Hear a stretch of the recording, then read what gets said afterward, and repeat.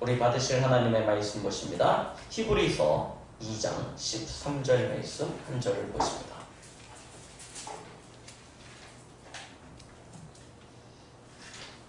신약성경 355페이지 히브리서 2장 13절 말씀입니다. 우리 다 찾으셨으면 한 목소리로 합독하도록 하겠습니다. 또 다시 내가 그를 의지하리라 하시고 또 다시 볼지어다 나와 및 하나님께서 내게 주신 자녀라 하셨으니. 아멘. 오늘은 내가 그를 의지하리라 라는 제목으로 함께 은혜를 나누고자 합니다. 오늘부터 보게 되어질 히브리서는 굉장히 중요한 또 신약 성경의 한 부분입니다. 물론 성경 66권 중에 어느 것이 중요하고 어느 것이 중요하지 않다라고 나눌 수는 없겠지만 이 히브리서는 특히 이 말세 시대를 살아가는 우리에게는 굉장히 중요한 하나님의 지침이 되어주는 점이 있습니다. 왜 그럽니까? 이 히브리서가 쓰여진 이 배경이 지금의 오늘의 우리의 현실과 너무나 닮았기 때문입니다. 이 히브리서가 쓰여졌을 때 당시에는 이 초대교회 성도들이 큰 위협 가운데 있었습니다. 유대교인들이 초대교회를 어마어마하게 핍박을 했던 시대입니다. 이단이라 해서 배척하고 핍박하고 했던 시대. 거기에 더하여서 이 로마가요, 네로 형제서부터 해서 그 10명의 형제들이 일어나가지고 이 초대교회를 어마어마하게 핍박하고 박해하지 않았습니까? 많은 순교자들이 일어났던 시대입니다. 그런 신앙의 위협, 이 배교에 대한 유혹을 받는 이중고를 겪었던 위급한 시대. 그때 이 성경의 저자는 히브리서를 통하여 초대교회 백성들에게 그러나 너희가 믿음 가운데서 신앙의 승리를 이루어라 라고 하면서 위로와 권면을 말씀하면서 이 모든 일에 너희가 믿어야 될 믿음의 대상이 있는데 그것이 누군지 아느냐? 너희의 대제사장 되신 그리스도다. 그래서 히브리서는 사실은 처음과 끝까지를 놓고 봤을 때 대제사장 되신 그리스도, 그 그리스도에 대한 아주 분명한 가르침을 가르치면서 우리의 믿음을 권면하고 또 위로하고 있는 것이죠. 히브리서 11장을 우리는 믿음의 장이라고 이야기합니다. 많은 신앙의 위인들을 이렇게 쭉 기록하고 나열하고 있죠. 거기에 후반부에 보면 그 당시에 초대교회 성도들이 어떤 핍박을 받았는지 너무나 잘 표현되고 있습니다. 끓는 물에, 끓는 기름에, 십자가에, 화형에, 사자의 불에, 검투사의 자리에 그런 어마어마한 고통을 받는 모습들을 우리는 기록하고 있는 것을 보게 되어집니다. 그런 상황 속에서 얼마나 많은 배교에 대한 그런 유혹을 받았겠습니까? 내가 이제 굳이 이런 생명의 위협을 느끼면서 예수님을 믿어야 되냐? 내가 이렇게 교회를 다녀야 되냐? 오늘 지금의 현실이 이 당시 초대교회와 같이 죽음을 눈앞에 두고 있는 현실은 아닌 것 같습니다. 그렇지만 사실은 지금이나 그때나 동일하게 우리는 이렇게 우리가 교회 다닐 이유가 있을까? 우리가 이렇게 예수님을 믿어야 될 이유가 있을까? 어쩌면 당시에는 생명의 위협이 있지만 지금은 생명의 위협은 아님에도 불구하고 우리는 더 많은 죄의 유혹과 세상의 유혹과 사단의 유혹 앞에 서 있는지도 모르겠습니다. 그래서 우리는 이때 히브리서를 통해서 우리가 이때 어떠한 믿음을 지켜야 되는 것인지, 무엇을 바라보며 누구를 의지하고 어떻게 신앙생활을 해야 되는지 발견하면서 우리의 신앙을 더욱더 견고히 할 수 있는 그런 시간을 가졌으면 좋겠습니다. 지금 이 시간은 지금 우리가 살고 있는 이 시대는 혼란의 시대입니다. 이 코로나19라는 바이러스로 인해서 많은 혼란이 있었고 이 혼란은 단순히 우리 민족, 우리 나라를 넘어서 이제는 전 세계의 위기가 되어졌고요. 거기에 경제적인 심각한 위기로 말미암아 또 어려움이 있습니다. 자, 그런 상황 가운데 선거가 치러지면서 많은 말들이 나라를 혼란스럽게 했습니다. 선거가 끝나면 좀 잠잠해질까 했더니 또 선거가 끝난 후 폭풍이 또 계속 되어지면서 많은 사람들이 나라와 민족에 대한 걱정과 또 그런 두려움을 느끼고 있는 그런 상황이 있습니다. 우리는 이때 무엇을 바라봐야 되겠습니까? 이런 위기의 시대, 이런 마지막 시대, 말세 때라고 하죠.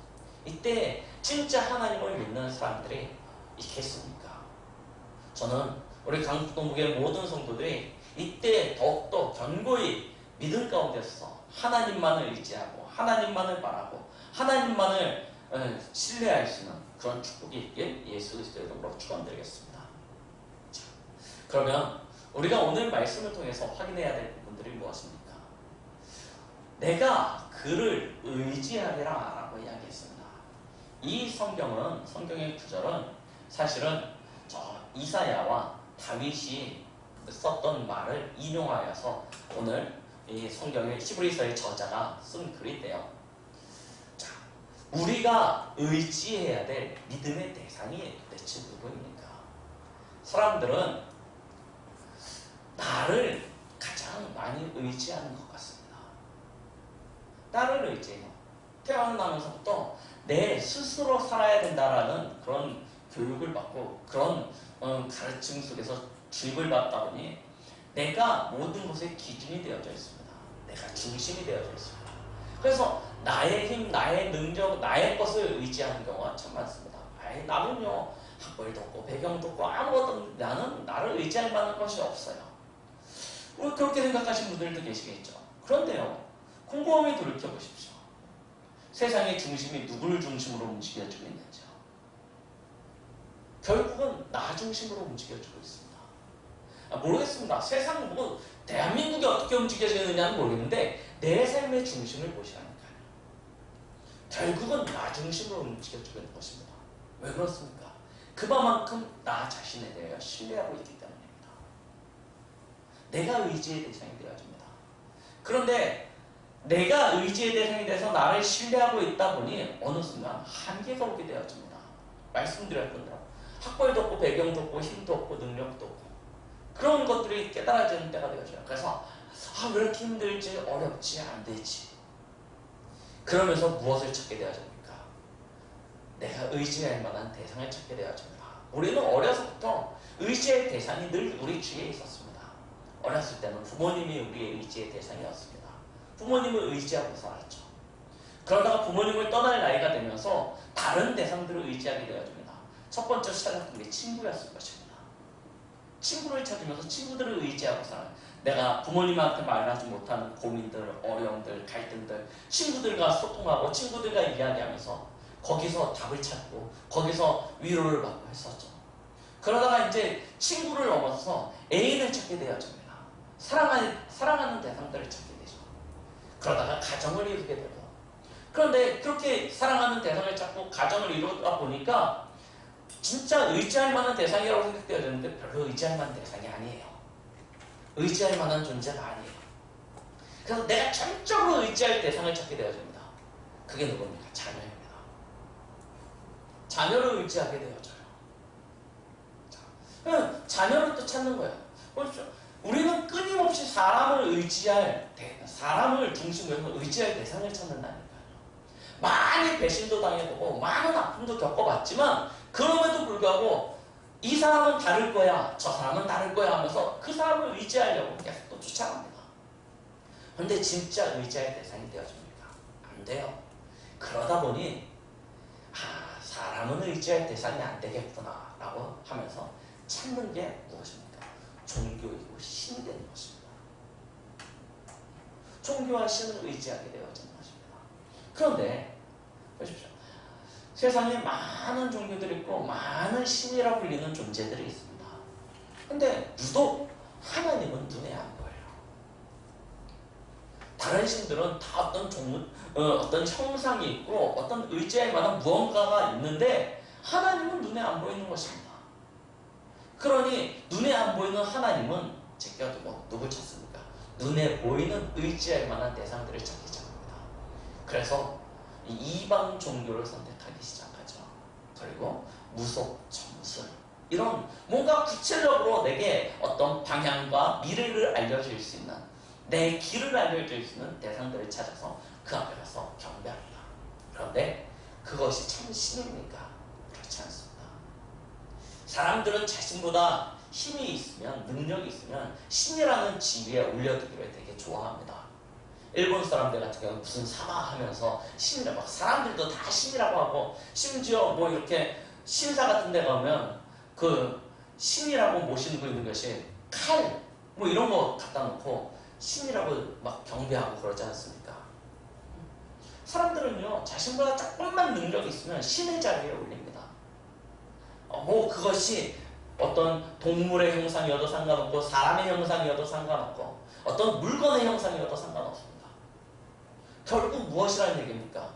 사람이 신이라고 부르는 그 모든 존재들은 사실은 참된 신이 아니고 거짓된 신이라는 것입니다. 성경에는 그것들을 뭐라고 얘기합니까? 사단마귀에 쫄개들, 거짓된 영이라고 이야기하고 있습니다. 세상적인 표현으로 이야기하면 잡신, 귀신이라고 이야기하죠. 진짜 하나님은 아닌 것입니다. 우리가 믿는 신앙의 대상은, 믿음의 대상은 과연 누구입니까? 우리는 눈에 보이는 이런 가짜 신들을 믿는 것이 아닙니다.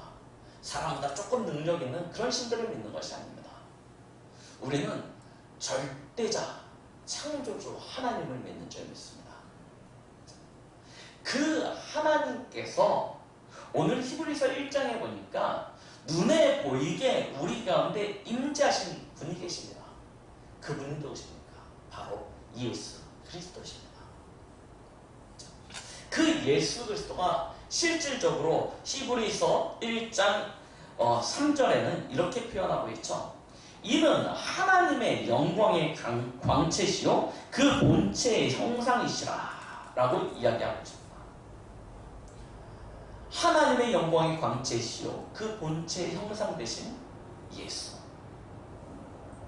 우리는 그를 통하여 참된 구원과 참된 하나님의 축복을 누리게 되는 줄 믿습니다. 어떻게 그와 같이 예수 그리스도를 통하여 우리는 하늘로부터 오는 모든 신령들을 누릴 수 있을까요? 오늘 히브리서 1장 2절 말씀해 보니까 이렇게 표현하고 있습니다. 이 모든 날 마지막에는 아들을 통하여 우리에게 말씀하셨으니 이 아들을 만유의 상속자로 세우시고, 만유의 상속자라는 것입니다.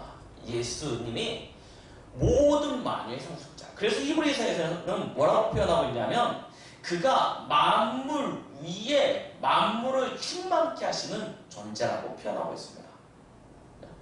2장에 보니까요, 만물을 그 발 아래에 복종하게 하셨느니라 하였으니 만물로 그에게 복종하게 하셨은즉 복종하지 않는 것이 하나도 없어야 하겠으나 라고 표현하고 있죠. 모든 것 위에 만물의 홀로 선 존재로 하나님이 예수님을 허락하여 주신 것입니다. 그는 2절 말씀에 이어서 보니까요, 1장 2절 말씀에 또 그로 말미암아 모든 세계를 지으셨느니라 라고 이야기하고 계시죠. 하나님은 예수 그리스도로 말미암아 모든 세계를 지으셨다라고 표현하고 계시는 것입니다. 10절 말씀에 주여 태초에 주께서 땅에 기초를 두셨으며 하늘도 주의 손으로 지으신 바라 라고 표현하고 있습니다. 모든 만물을 하나님께서 지으셨는데 어떻게 지으셨어요? 예수 그리스도를 통하여 한 땅에 기초를 놓고 하늘을 주의 손으로 지으셨으며 하나님께서 그 가운데 역사하신다는 것입니다. 자, 히브리서 1장 3절 말씀 보니까요, 뭐라고 이야기하고 계십니까? 그의 능력의 말씀으로 만물을 붙드시며 라고 표현하고 있죠. 하나님께서 만물을 붙드시고 계십니다. 스스로 창조하신 만물을 주께서 붙드시고 계시는 것이죠. 자, 어떻게 붙드시냐? 이어서 보니까요, 높은 곳에 계신 지극히 크신 이의 우편에 앉으셨느니라 라고 표현하고 계시죠. 하나님은 세상 만물을 창조하시고 그의 손으로 붙드시고 계십니다. 붙드시는데 어떻게 붙드시냐? 하나님 보좌 우편에 앉으셔서 그것을 붙드시는데 8절을 보니까 그에게 주가 있다라고 말씀하고 계십니다. 하나님 나라를 다스리는 통치권이라는 것이죠. 왕의 어인과 같은 것을 이야기하는 것입니다. 규, 모든 왕권을 상징하는 지팡이죠. 이 규를 누가 다 들고 있느냐, 이것에 따라서 왕권이 바뀌게 되어지는데요. 오늘 하나님 나라의 규를 하나님께서 그의 아들 되신 그리스도께 위임하셨다는 것입니다. 그로 말미암아 13절에 보니까 뭐라고 이야기하고 계십니까? 내가 내 원수로 내 발등상이 되기 하기까지 너는 내 우편에 앉아 있으라 라고 말씀하고 계십니다. 그 규를 가지시고 하나님은 모든 원수를 발등상이 되게 하신 것입니다. 모든 원수를 꺾으시고 제어하시는 것이죠. 자, 그래서 히브리서 1장 4절에는 그 그리스도에 대해 뭐라고 이야기하고 있냐? 그가 천사보다 훨씬 뛰어남은 그들보다 더욱 아름다운 이름을 기업으로 얻으시리라 라고 이야기하고 있습니다. 아름다움이라면 가장 아름다운 이름, 예수 그리스도의 이름입니다. 우리는 그로 말미암아 이와 같은 모든 축복을 누릴 수 있게 되어지는 것이죠. 자, 그의 권세는 언제까지입니까? 그의 나라는 도대체 언제까지입니까? 10절로 12절 말씀에 보니까 이렇게 표현하고 있습니다. 또 주여 태초에 주께서 땅에 기초를 두셨으며 하늘도 주의 손으로 지으신 바라. 그것들은 멸망할 것이나 오직 주는 영존할 것이요 그것들은 다 옷과 같이 낡아지니 의복처럼 갈아입을 것이요 그것들은 옷과 같이 변할 것이나 주는 여전하여 연대가 다함이 없으리라 라고 말씀하고 계십니다. 그리스도의 이 다스림, 그 통치의 권세는 영원하다는 것입니다. 세상의 것들은 다 낡고 변하여 없어지겠지만 그리스도의 이 권세와 이 능력과 그리스도의 이 통치는 변하지 않느냐는 것입니다. 자, 그가 일하시는 방법이 무엇입니까? 우리는 강단을 통해서 너무 많이 들었습니다. 히브리서 1장 6절 말씀에 이렇게 이야기하고 있죠. 하나님의 모든 천사들은 그에게 경배할지어다. 하나님이 일하시는 방법입니다. 하나님의 모든 천사들이 그리스도께 경배하고 있는데요.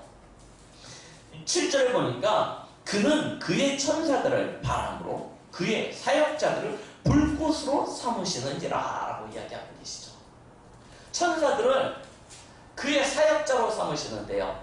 그에게는 바람처럼 불꽃과 같은 그런 능력이 있다는 것입니다. 이것을 통하여 그러면 하나님이 하시는 일은 무엇입니까? 14절에 이야기하고 계십니다.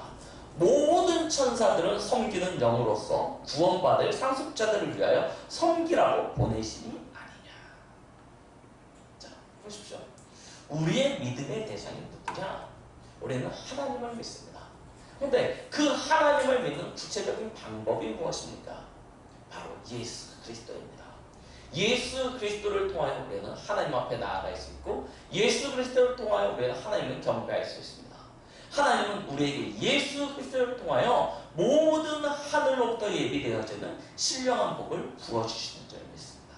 우리는 그래서 그 우리의 믿음의 주여 온전케 하시는 예수 그리스도를 바라보기만 하면 그 하나님께서 예비해 놓으신 모든 신령한 복과 축복들을 온전히 누릴 수 있게 되어지는 줄 믿습니다. 자, 그러면 우리가 이와 같은 그리스도를 통하여 축복을 누릴 수 있게 되어지는데 그 그리스도를 통하여 축복을 누리려면 먼저 선행되어져야 될 조건이 있습니다. 자격이죠. 그러나 안타깝게도 우리에게는 그와 같은 하나님께서 예수 그리스도를 통하여 우리에게 부어주시는 축복을 누릴 수 있는 자격이 없습니다. 아니, 상실되어져. 원래는 있었는데 잃어버린 것입니다. 무엇 때문에요? 우리가 잘 알다시피 한 사람의 범죄, 곧 아담의 범죄 때문입니다. 창세기 3장에 기록되어져 있는 선악을 알게 하는 나무의 열매를 따먹은 그 결과이죠. 아니, 나무의 열매 하나를 따먹은 것이 무슨 죄가 되겠습니까? 무엇 때문에 하나님은 그 작은 죄 하나, 여러분들 어렸을 때 그런 거 안 해보셨습니까? 남의 밭에 가서 이렇게 따먹고 뭐 이런 거 안 해보셨습니까? 저희가 살았을 때만 해도 안양은 아주 총구석이었습니다. 시골 동네였어요. 그래서 인덕원에는 교회 주변에 인덕원에는 참외밭이 쫙 있어요. 과수원이 많았고요. 포도밭, 참외밭이었고 그리고 학교 가는 관양초등학교를 다녔는데 학교 가는 길은 온통 농가 밭이었습니다. 그러니 친구들하고 뭐 하겠습니까? 학교 가면서 무 하나 뽑아먹고 돌아오면서 무 하나 뽑아먹고 사촌형이랑 밤에 참외밭에 엉금 없는 기어 들어가지고 참외 서리에다 먹고 그걸 그러면서 잘 거냐. 남의 밭에 옥수수밭에 가가지고 옥수수 다 꺾어다가 집에서 삶아먹고 그러면서 놀았는데요. 그러면 저는 따지고 보면 아담보다 몇십 배, 몇백 배 큰 죄를 아담은 한 번 따먹었다니까요. 선아가. 맞죠? 저는 그렇게 따지고 보면 몇십 배, 몇백 배 큰 죄를 짓고 살았습니다. 그런데 내 죄는 나 한 사람으로 그쳤는데 아담의 죄는 온 인류에게 전가되어졌어요. 왜 그렇습니까? 아담이 인류의 대표이기 때문입니다. 첫사람으로 인류의 대표로 하나님과 약속을 맺은 것이죠. 언약을 체결한 것입니다. 그 언약의 내용이 무엇이었습니까? 하나님은 아담과 하와를 하나님의 형상으로 창조하시고 세상 모든 만물을 다스리고 정복할 수 있는 축복을 주시며 한 가지 조건을 두신 것입니다. 그것이 창세기 2장 17절 선악을 얘기하는 나무의 열매는 따먹지 말라는 것이었습니다. 먹는다는 정령 죽으리라. 하나님이 아담과 하와를 축복하시면서 건 한 가지 조건입니다. 무엇 때문에 그런 조건을 두셨습니까? 하나님을 떠나서 살 수 없는 존재라는 사실을 하나님은 아담과 하와에게 알리신 것입니다. 너희는 내 안에, 내 언약 안에 거하여야 된다는 것입니다. 그래야 이 모든 축복이 사라지지 않냐고 영원한 너의 것이 되어진다는 것이었습니다. 너 이후로 태어난 온 인류의 축복이 되어지는 것입니다. 그런데요, 아담과 하와가 이 언약을 잃어버린 것입니다. 하나님과의 약속에 실패한 것이죠. 그것을 성경에서는 원죄라고 이야기합니다. 제가 지은 죄는, 제가 어렸을 때 남의 밭에 들어가서 따먹은 죄는 이 원죄와는 상관은 없는 것입니다. 자범죄이죠. 제가 지으면서 살면서 지은 죄입니다. 이 죄는 그 죄에 대한 죄값을 제가 치르면 되는 것입니다. 그런데 그 죄값을 참 감사하게도 그리스도께서 이미 담당하셨죠. 그래서 제가 죄가 없다는 것이 아닙니다.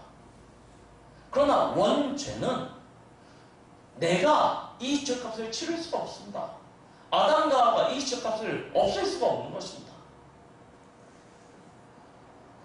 사람은 그 누구도 이 원죄를 없앨 수 없습니다. 그 원죄의 결과는 너무나 비참한 것이었습니다. 어떤 결과를 가져왔습니까? 하나님을 떠나게 만들었습니다. 떠난 정도가 아니고 떠난 인간을 사단이요 장악하여 버렸죠. 사단에 소속되어진 사단의 마귀의 자녀가 되어진 것입니다. 그러면 결국 인간은 누구의 신부로 하게 되어집니까? 마귀의 신부로, 마귀의 종로로 될 수밖에 없는 것이죠. 알던 알지 못하던 마귀의 종로로 될 수밖에 없는 그런 신분이 되어졌습니다. 그래서 인간은 사실은 잘 사는 것 같지만, 괜찮게 사는 것 같지만 잘 사는 것이 아닙니다. 이미 우리도 알지 못한 사이에 사단이 만들어 놓은 그 함정 속에 갇혀버린 것입니다. 빠져버렸어요. 벗어나오지 못하는 함정 속에, 구렁텅이 속에 빠져버린 것입니다. 누가 바깥에서 건져내주지 않으면 스스로 도저히 올라갈 수 없는 깊은 함정 속에 빠져서요, 거기서 맴맴 돌다가 죽게 되는 것입니다. 자, 그런 시간들이 오래 지나다 보니요, 그 가운데 사는 것이 당연한 것처럼 틀에 맞춰져 버린 것입니다. 함정 속에서 먹고 살아야 되는 것입니다. 그러니 어떻게 됩니까?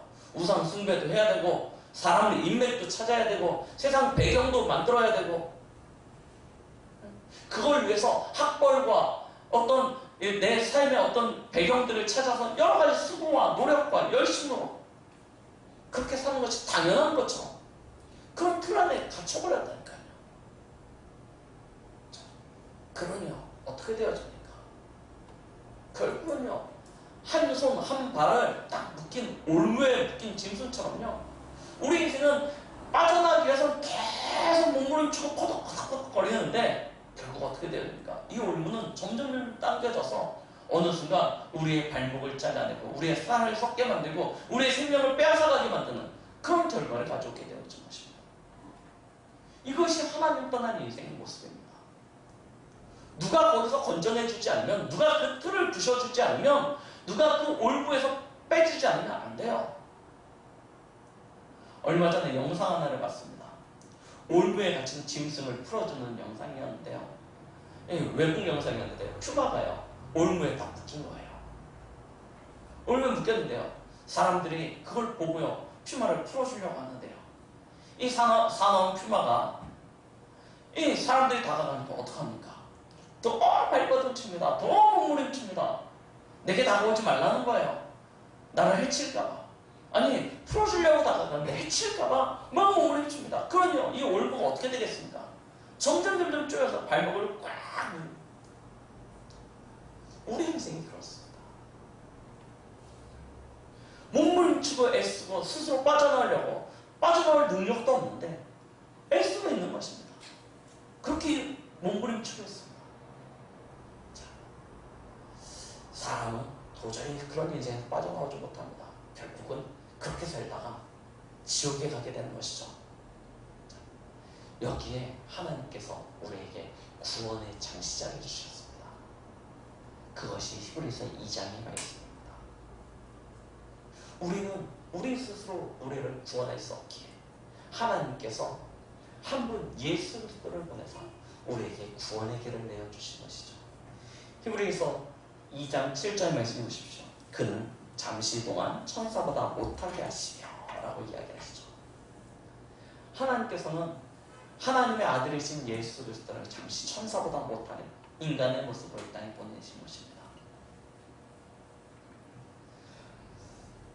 고난의 주로 십자가에 죽으시게 만드시고 그 십자가의 피로 말미암아 우리 인생의 모든 문제를 끝내버리신 것이죠.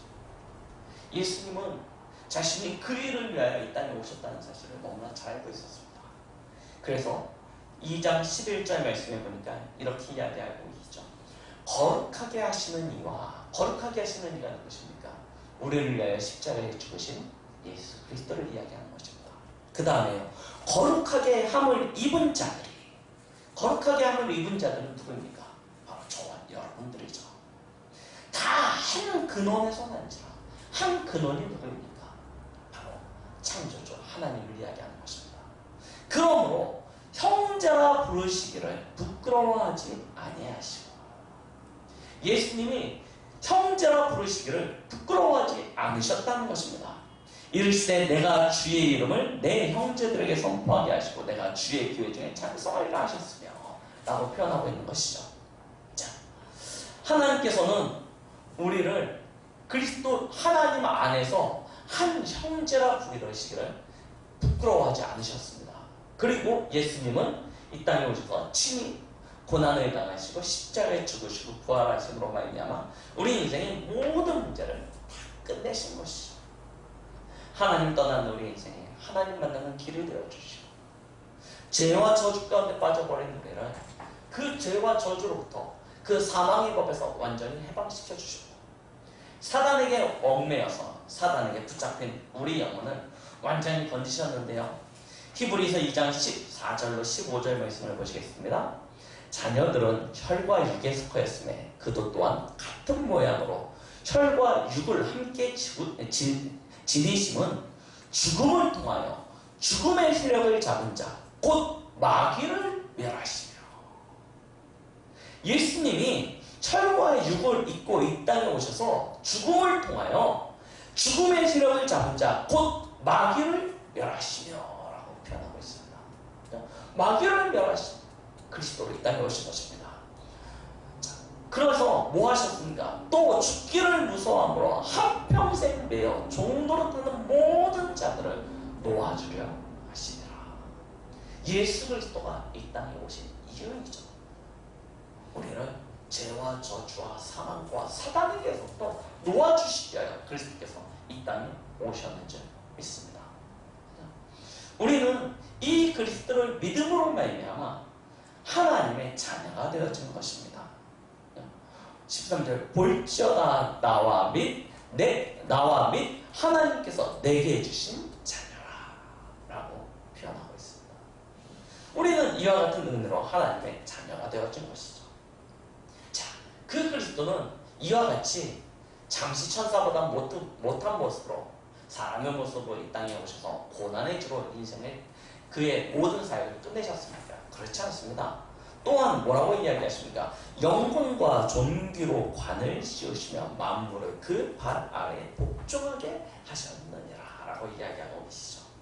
그가 단순히 십자가의 죽으심으로만 끝난 것이 아니라 지금은요 영광과 존귀의 관을 쓰시고 하나님 보좌 옆에 앉으셔서 만물을 복종케 하고 계시는 줄 믿습니다. 여전히 그리스도의 사역은 지속되고 있는 것입니다. 히브리서 1장이 아까 말씀드렸던 바와 같이 그는 하나님 나라의 귤을 가지고 그 왕권을 가지고 하나님의 사역자인 천만천사를 움직여서 여러분들을 모든 걸음걸음 여러분들의 모든 현장 속에 하나님의 도우심을 베푸시고 계시는 줄 믿습니다.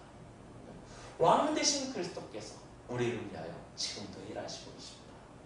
히브리서 2장에 오늘 말씀해 보니까요 뭐하고 계십니까?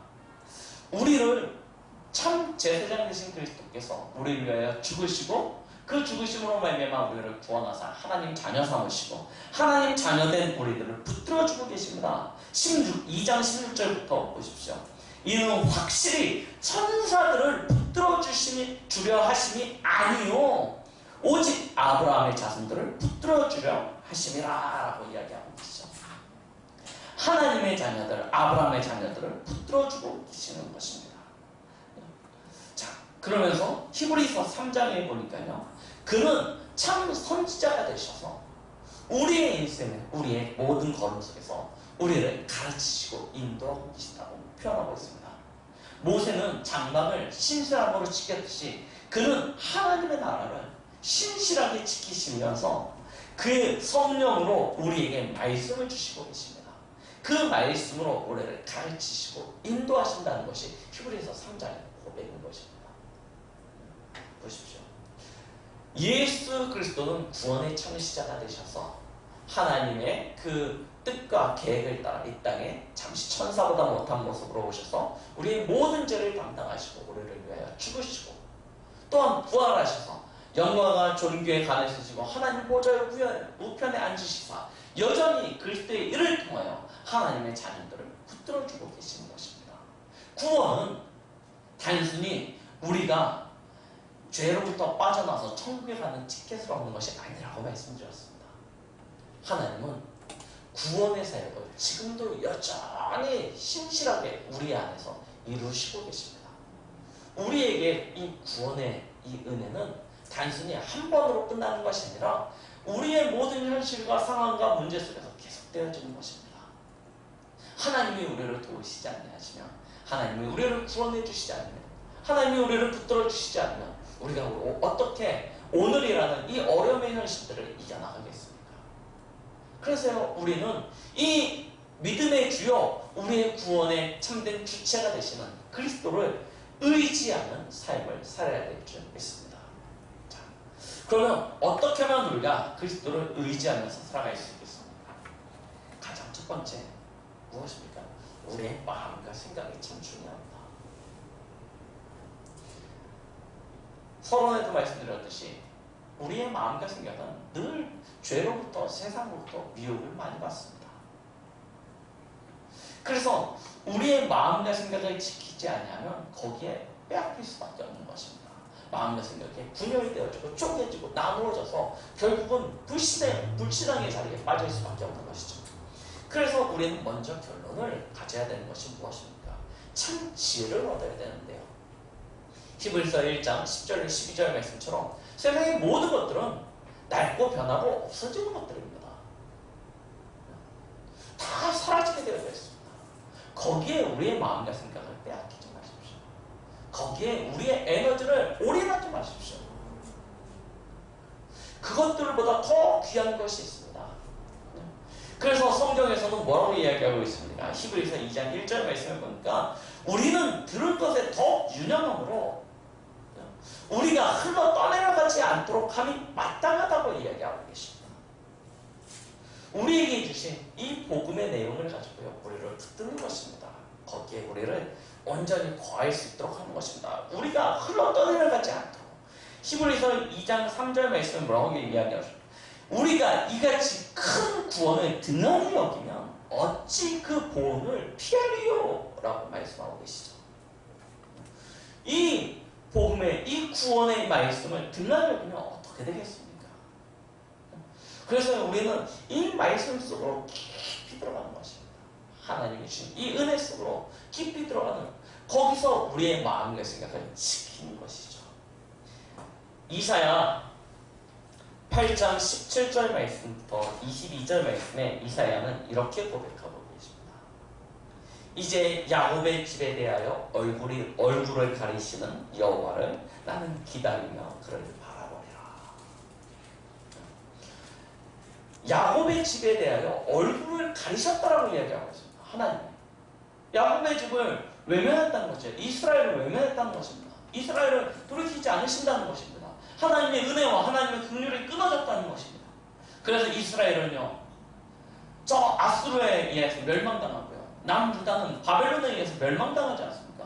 그럼에도 불구하고 이사야는 여호와를 기다리며 그를 바라보겠다라고 이야기하는 것입니다. 이것이요, 한글로는 나는 기다리며 그를 바라보리라라고 이야기하고 있지만, 영어 성경을 보면 뭐라고 표현되냐면 내가 그를 의지하리라 라고 표현되어져 있습니다. 똑같은 단어를 가지고요, 표현이 되어져 있는데요. 자, 뭐라고 이야기하고 계시냐면, 어떤 사람들이 19절에는요, 어떤 사람들이 너희에게 말하기를 주절거리며 속살거리는 신접한 자와 마술사에게 물어보라 하거든. 사람들은 그렇습니다. 세상에 지혜 있는 자들, 거짓된 선지자들 앞에서 물어보라. 거기서 답을 찾으라고 이야기하죠. 그래서 유명한 점술가도 무속인도 추천해주면서 어디 가면 답이 있다라고 막 여러 가지 얘기들을 합니다. 그런데 이사야는 뭐라고 이야기하고 있냐? 백성이, 하나님의 자녀 백성이 자기 하나님에 구할 것이 아니냐? 산 자를 위하여 죽은 자에게 구하겠느냐? 라고 이야기하고 있습니다. 우리가 살아있는 자인데 저 죽어버린 귀신들한테 가서 구하는 것이 맞냐는 것입니다. 마땅히 율법과 증거의 말씀을 따를지니 라고 이야기하고 있습니다. 우리는 그와 같은 삶을 사는 것입니다. 다윗은요, 그래서요, 뭐라고 고백하고 있냐면, 시편 18편 2절에 보니까, 그래서 그는 어떤 위기, 어떤 문제, 어떤 사건, 어떤 어려움 앞에서는 이와 같은 고백을 합니다. 여호와는 나의 반석이시요 나의 요새이시며 나를 건지시는 이시요 나의 하나님이시요 내가 그 안에 피할 나의 바위시요 나의 방패시요 나의 구원의 뿌리시요 나의 산성이시로다. 다윗이 고백하는 믿음의 고백입니다. 이것은요, 단순히 이야기하는 것입니다. 내가 그를 의지하리라. 어떻게 의지합니까? 무엇으로 의지합니까? 어떤 방법으로 의지합니까? 여러분들은 그 하나님을 어떻게 의지하고 계십니까? 여러분들도 이와 같은 축복이 있기를 바랍니다. 내가 피할 나의 반석의 하나님이시오 나의 방패시오 나의 구원의 뿌리시오 나의 높은 망대시오 그에게 피할 나의 피난처시오 나의 구원자시다. 우리가 하나님을 이와 같이 의지하고 신뢰하게 되어질 때 그는 우리를 그의 품 안에 품으시고 그의 날개 안에 거두시사 우리의 삶을 영원한 안식과 평안과 하나님의 능력 가운데 축복하여 주실 줄 믿습니다. 그래서요, 하나님의 자녀는 어떤 삶을 살아갑니까? 이와 같은 하나님의 말씀에 의지하여 우리는요, 이제부터 다른 어떤 것보다 우리의 인생의 주인이 참 하나님이시라는 사실을 하나님 앞에 고백하면서 예배자로 성공해야 될 줄 믿습니다. 하나님 앞에 예배자로 성공하셔야 됩니다. 위기가 오고 문제가 오고 사건이 오고 갈등이 오면 어리석은 사람들은요, 제일 먼저 신앙을 포기합니다. 위기 앞에서, 갈등 앞에서, 문제 앞에서 신앙을 포기하고 세상의 가르침을 쫓아가는 이들이 참 많습니다. 그런데요, 우리 강북동부교회 성도들은 지혜 있는 자가 되어졌어요. 이때 오히려 더 예배자로 하나님 앞에 예배드릴 수 있는 축복을 누리시기 바랍니다. 영적 생활에 성공할 수 있는 그런 비밀을 가지시기 바랍니다.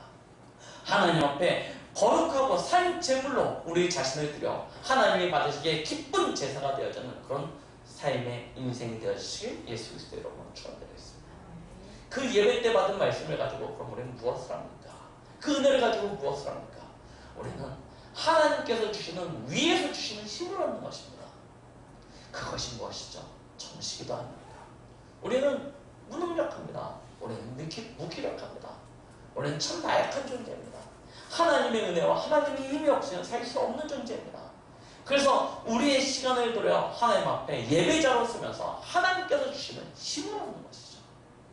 그 힘이 있어야 우리의 현장에 나가서 우리가 겪게 되어질 많은 갈등과 위기와 어려움 앞에서 우리는 승리할 수 있지 않겠습니까? 특히 우리가 감당할 수 없을 만한 크고 어려운 문제가 오게 되어졌을 때, 오늘 서론에 말씀드렸듯이 심지어 내가 이렇게 하나님을 믿어야 될 이유가 있을까? 이제 내가 하나님을 떠나고 교회를 떠나고 이제 다른 길을 선택해야 되지 않을까? 라고 선택될 그런 느낌이 올 만한 배교의 위협 앞에서 우리는 무엇을 이길 수 있겠습니까? 진짜 기도하는 힘이 없으면 승리할 수 없습니다. 우리가 기도하는 비밀이 없으면 우리는 그런 죄의 유혹, 세상의 유혹 앞에서 이길 수 있는 힘이 없는 것입니다. 그래서요, 저희 강북동부교회 전 성도들은요, 이런 위기의 시대, 이런 환란의 시대, 핍박의 시대, 진짜 하나님이 주신 은혜로, 하나님이 주신 그 믿음으로 온전히 섰어요. 참된 예배생활, 영적 생활을 회복하시고 거기서부터 하나님께서 주신 힘을 얻는 축복이기를 바랍니다. 오늘 히브리서 2장 18절 말씀입니다. 그가 시험을 받아 고난을 당하셨은즉 시험 받는 자들을 능히 도우실 수 있느니라 라고 말씀하고 계십니다.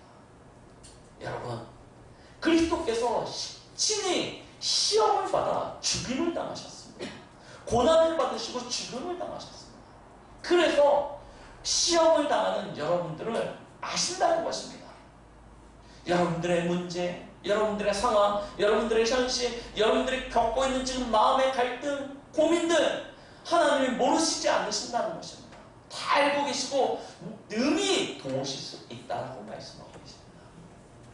우리는 그 하나님을 의지하는 것입니다. 그 하나님을 신뢰하는 것입니다. 이사야서 40장 말씀을 드리면서 마무리하도록 하겠습니다.